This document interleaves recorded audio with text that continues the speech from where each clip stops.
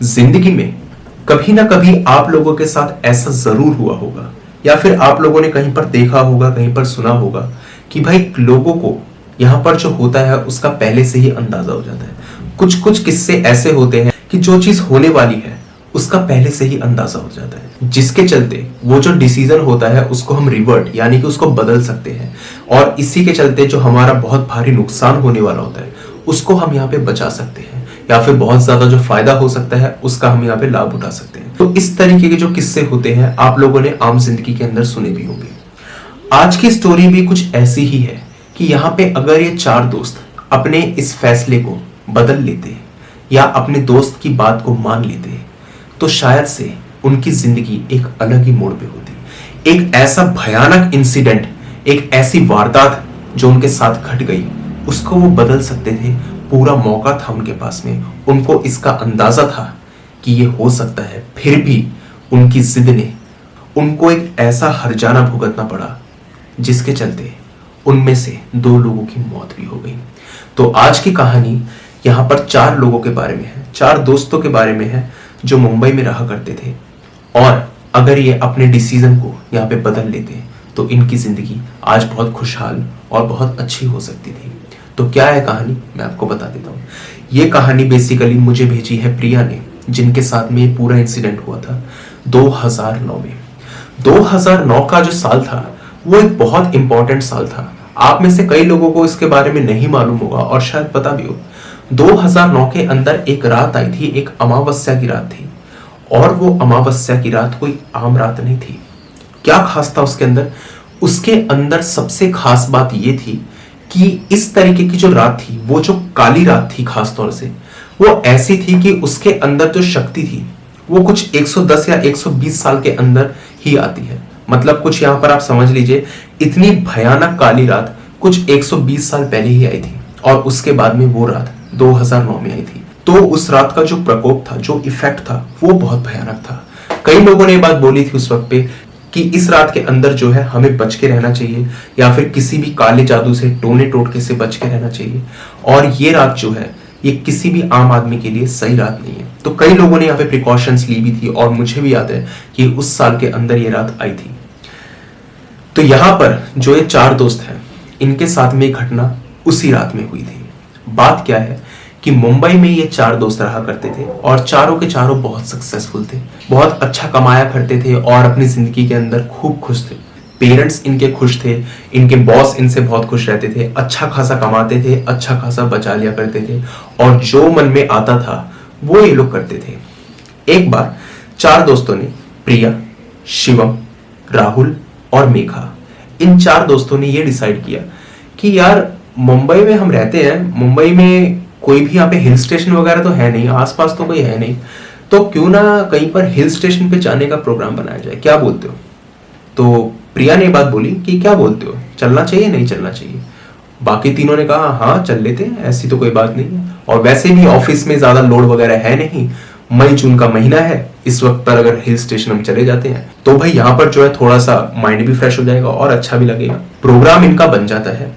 इनके माता पिता इनको चेताते हैं कि बेटा इस हफ्ते तुम मत जाओ, क्योंकि ये जो हफ्ता है ना, इसके अंदर हमने ऐसा सुना है कि एक रात है जो काफी भयानक है, और उस रात के अंदर काफी ज्यादा काले जादू होने के, टोने टोटके होने के आसार हैं, और बहुत बढ़ जाते हैं।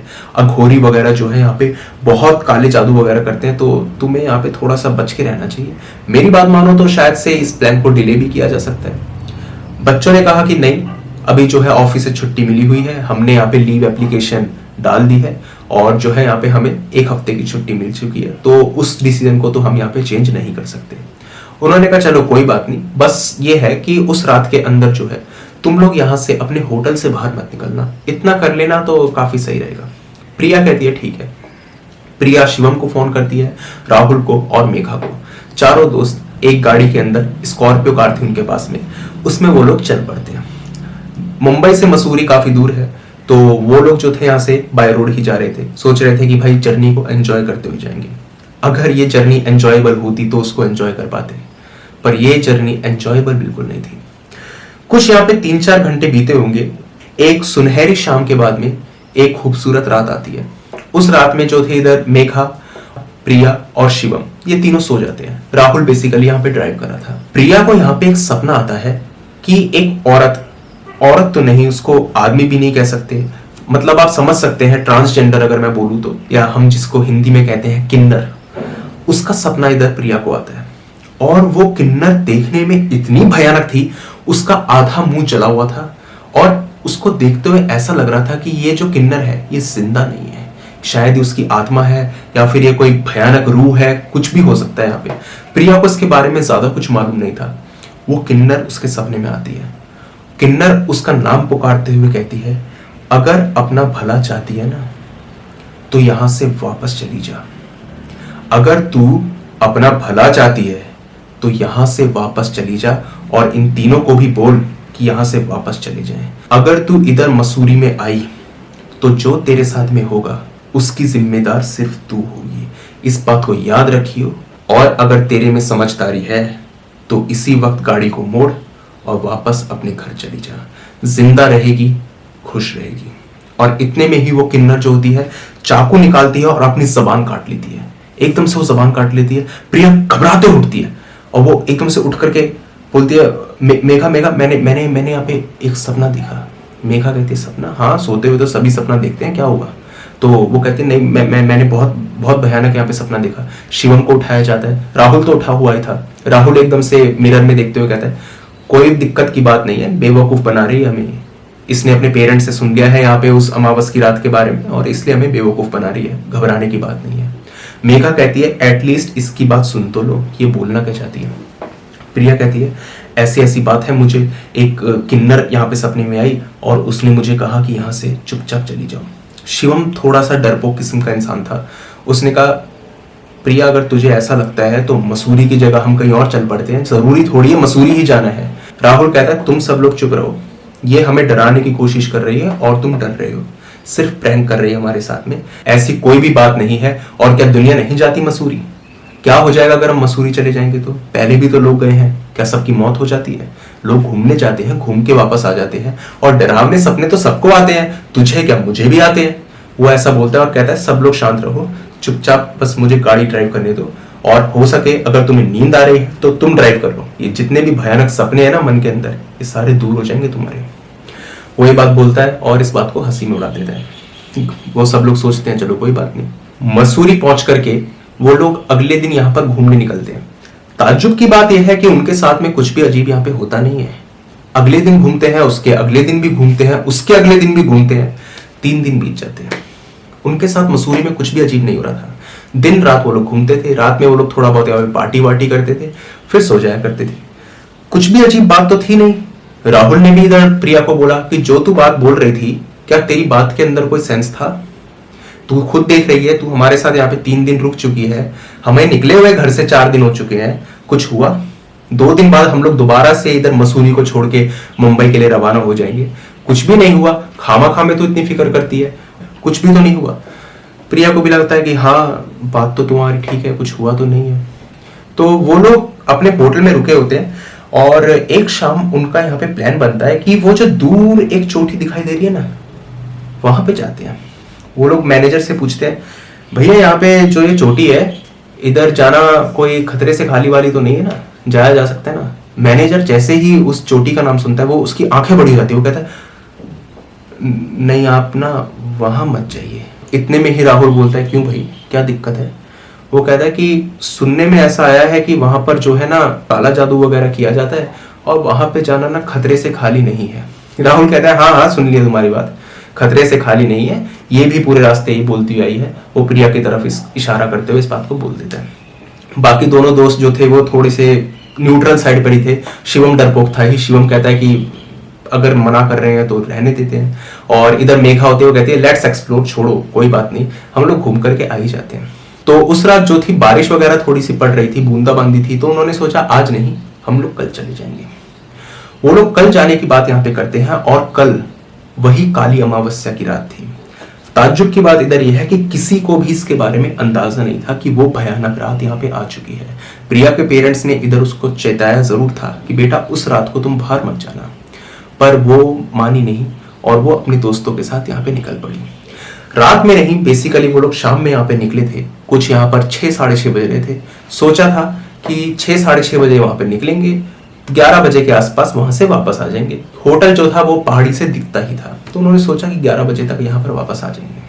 वो लोग कुछ यहाँ पर शाम के 7 बजे इधर जो होते हैं चोटी पर पहुंच जाते हैं। अब शाम के 7 बजे आप समझ सकते हैं और पहाड़ों का मंजर समझ सकते हैं कि वहां पर 7 बजे के आसपास रात हो ही जाती है, चाहे प्लेन सी क्यों ना हो, रात तो हो ही जाती है। तो इधर रात हो गई थी, ऑलमोस्ट रात होने को थी, बस थोड़ी बहुत यहाँ पे जो थी रोशनी बची हुई थी। इधर प्रिया एक कोने में देखती है और नीचे एक औरत खड़ी हुई थी, और वो औरत को देखते हुए ऐसा लग रहा था कि उसने पल्लू डाल रखा है अपने सर के आगे, उसका सर यहाँ पे दिखाई नहीं दे रहा था। प्रिया कहती है, राहुल वो औरत दिखाई दे रही है, वो औरत। शिवम कहता है नहीं। मेघा कहती है नहीं। राहुल कहता है पागल मत बन और इतना मत डरा हम लोगों को, हम तेरी बातों को बहुत सुन चुके और इतना ज्यादा जो है ना अच्छा नहीं है, ये सब चीजें जो है घर पे रख के आया करो, और अगर डर लगता है तो साथ में मत आया करो। वो राहुल से कहती है तुम मेरी हर एक बात को यहाँ पे मजाक में उड़ा रहे हो, तुम्हें मेरे पे जरा सा भी विश्वास नहीं है। वो कहता है देख विश्वास वाली बात नहीं है, पर तू बात ही ऐसी कर रही है कि ये चीज हो ही नहीं सकती।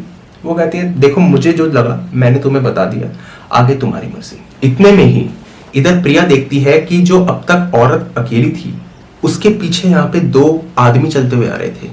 वो थोड़ा सा यहाँ पे घबरा जाती है और अपने दोस्तों को कहती है क्या अब वो 2 आदमी तुम्हें दिखाई नहीं दे रहे?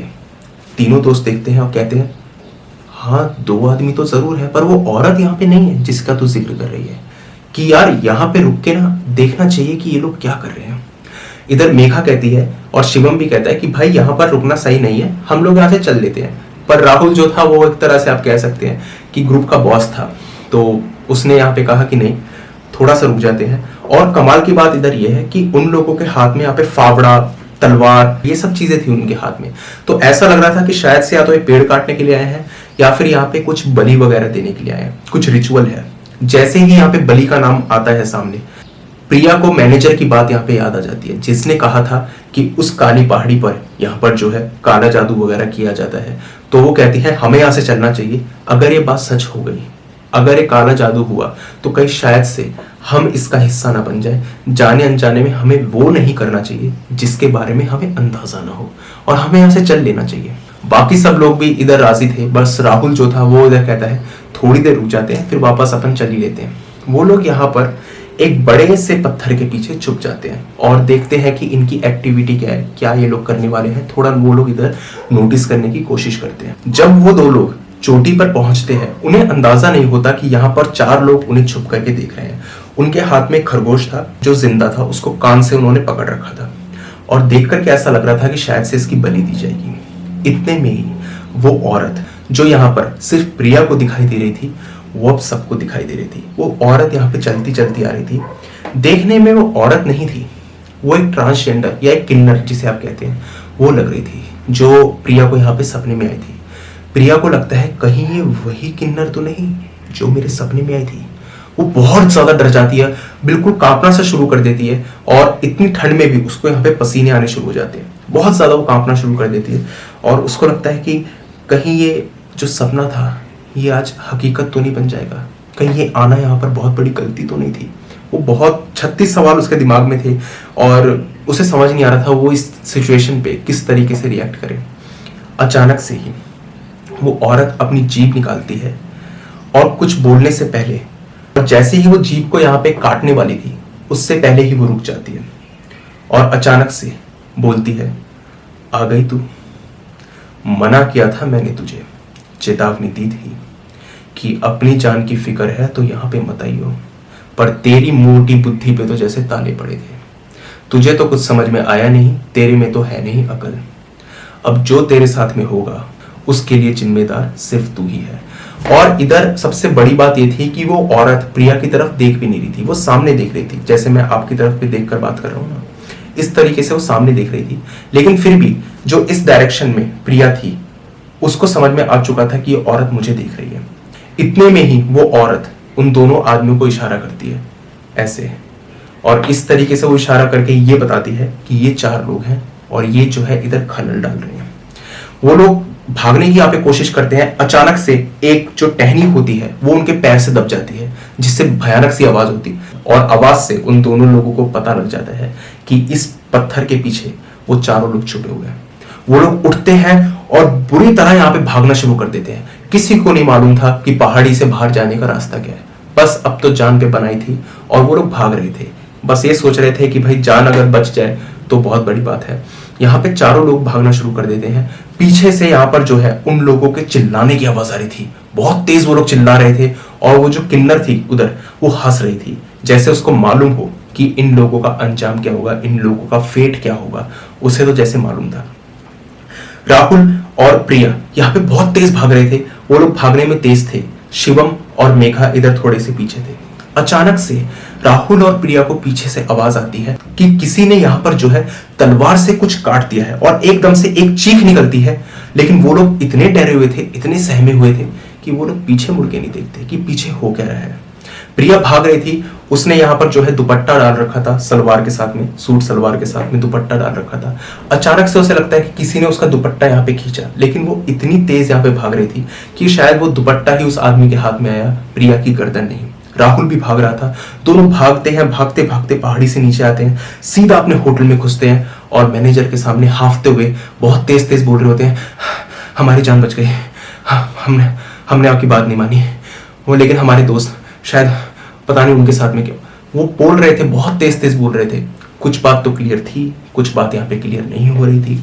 मैनेजर उनको बिठाता है, उनको पानी पिलाता है और कहता है अब आप शांति से मुझे बताइए। सारा का सारा इंसिडेंट उनको बता दिया जाता है। मैनेजर कहता है देखिए, अफसोस मुझे इस चीज़ का है कि शायद से आपके दोनों दोस्त यहाँ पे बचे नहीं। मैंने आपको चेतावनी दी थी कि आपको वहाँ पे नहीं जाना चाहिए, और ये जो जगह है ये खतरे से खाली नहीं है, लेकिन आपने मेरी बात नहीं मानी, और इसका अंजाम अब यही हुआ कि उन लोगों को अपनी जान से हाथ धोना पड़ा। अगले दिन पुलिस वगैरह आती है और इन्वेस्टिगेशन वगैरह चलती है, लेकिन एक हफ्ते इन्वेस्टिगेशन चलने के बाद भी उन दोनों की लाश नहीं मिलती। 2009 से आज 2023 आ चुका है, वो दोनों लोग आज भी लापता हैं। किसी को नहीं पता कि वो दोनों लोग कहाँ चले गए। इधर जो प्रिया को चेतावनी मिली थी, प्रिया को जो इंडिकेशन आया था, अगर उसने वो सुन लिया होता और राहुल अगर उसकी बात को यहाँ पे मान लेता, तो शायद से उन दो मासूमों की जान, वो जो दो इनोसेंट लाइफ थी, वो यहाँ पे बच सकती थी। उस डिसीजन को यहाँ पर चेंज किया जा सकता था, रिवर्ट किया जा सकता था, कहीं और भी घूमने जाया जा सकता था। लेकिन फिर भी अपने मन को मार करके जो उनको इधर इंडिकेशन आ रही थी उसको उन्होंने नहीं सुना, और वो लोग उस पहाड़ी पर चले गए जहाँ पर उन्हें नहीं जाना चाहिए था।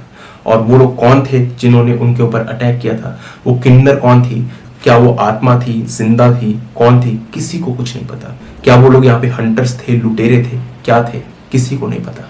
लेकिन ये बात सच है कि आज भी 2009 से 2023 तक वो दोनों लोग लापता हैं। पुलिस ने बहुत कोशिश कर ली, घर परिवार वालों ने कोशिश कर ली, बार बार हर दिन में जाकर के उस पहाड़ी पर चेक कर लिया गया, लेकिन पहाड़ी पर भी उनका नामो निशान नहीं है।